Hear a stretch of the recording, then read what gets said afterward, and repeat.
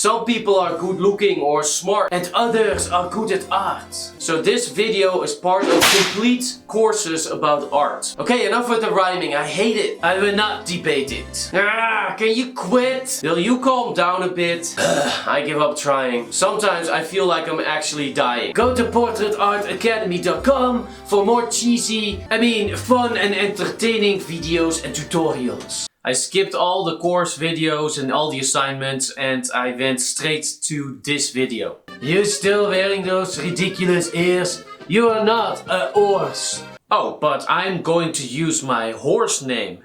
It is Billy. It's an alias. An alias? Why would you need an alias? You mean like a pseudonym or a pen name? Yes, something like that. If I create art under different pen names or different art names, nobody will find out that I did them. And then imagine their faces when they find out that it was me all along.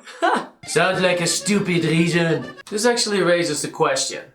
Why do some artists use aliases or fake names for certain pieces of their art and others not? Well, yes, it happens. It is because when people see an artist, they expect them to only do one thing and not be all over the place. They need to have an oeuvre, a series of drawings or paintings in one similar style. So if an artist wants to create something entirely different, it doesn't fit into that genre, and sometimes they use an alias. Are there any other reasons? Yes, if they create sensitive, shocking or controversial material, like perhaps something violent, sexually provocative or politically controversial or sensitive. Oh, I didn't know all that. I thought it would just be fun. So, should I still use an alias? I could just do everything under my own name, right?